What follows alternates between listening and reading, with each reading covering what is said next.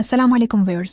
बीवी को कपड़ों के बगैर देखना शोहर और बीवी आपस में कपड़े उतारकर बिल्कुल नंगे हो सकते हैं या नहीं।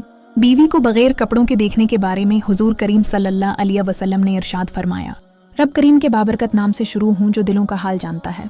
हज़रत जाबिर इब्न अब्दुल्लाह से रवायत है, उन्होंने फरमाया कि यहूदी कहा करते थे कि जो कोई पिछली तरफ से होकर औरत से अगली जगह में मुशाबत करता है उसका बच्चा भेंगा पैदा होता है। तो अल्लाह ने ये आयत नाजिल फरमाई, तुम्हारी बीवियां तुम्हारी खीतियां हैं, उसमें तुम जिस तरह चाहो दाखिल हो। हज़रत आयशा सदीक़ा फरमाती हैं, मैं अल्लाह के रसूल हज़रत मोहम्मद के साथ एक ही बर्तन से गस्ल किया करती थी। आप सल्लल्लाहु अलैहि वसल्लम मुझ पर साबित फरमाते तो मैं कहती मुझे भी पानी दीजिए। मेरे प्यारे दोस्तों, अगर आप अभी तक हमारी इस्लामिक फैमिली का हिस्सा नहीं बने तो कुछ पल निकाल कर यूट्यूब चैनल नूर ऑफ हदीथ को सब्सक्राइब कर लें और साथ घंटी के बटन को दबा दें। उससे आपको 2 फायदे होंगे। पहला, आप दीन इस्लाम की बातों से जड़े रहेंगे। दूसरा, आप हमसे जड़े रहेंगे। एक और रवायत में है, वो फरमाती हैं कि नहाते वक्त मेरा और रसूल करीम सल्लल्लाहु अलैहि वसल्लम का हाथ बर्तन से पानी लेने में आगे पीछे होता था।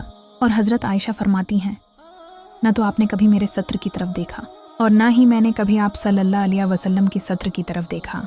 मियाँ बीवी के ताल्लुक से कुछ ऐसे मसाइल हैं जिनका जानना इंतहाई ज़रूरी है, मगर हमारी कसरत उससे लालम है, क्योंकि दीन किताब हम पढ़ते नहीं और आलम दीन से पूछने में हमें शर्म आती है।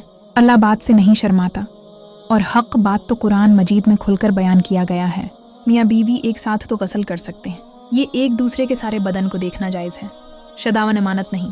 अलबत्ता शर्मगाह की तरफ देखना खिलाफ अदब और नापसंदीदा अमल है। ख़ास जमर के वक्त बात करना मकरूह है, इससे बच्चे के तूतले होने का खतरा है।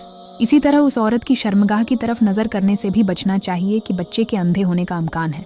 यूं ही नहीं बिल्कुल बढ़ाना, यानी बिल्कुल नंगे होकर सोहबत न करें, वरना बच्चे के लिए बेहया होने का अंदेशा है।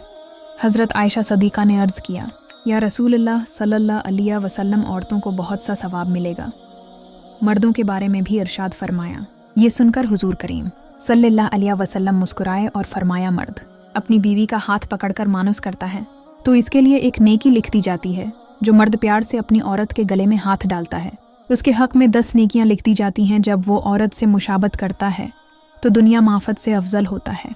जब गस्ल करता है तो बदन के जिस पर से पानी गुजरता है उसके लिए हर बाल के बदले में एक नेकी लिख दी जाती है और एक गुनाह मुआफ हो जाता है और एक दर्जा बुलंद कर दिया जाता है। और गस्ल करने की एवज़ जो चीज़ दी जाती है वो दुनिया माफिया से बहुत बेहतर होती है और बेशक अल्लाह इस पर फ़ख्र करता है और फरिश्तों से कहता है कि मेरे बंदे की तरफ देखो कि ऐसी सर्द रात में गस्ल जनाबत के लिए उठा है और इस बात पर यकीन रखता है कि मैं उसका रब हूँ।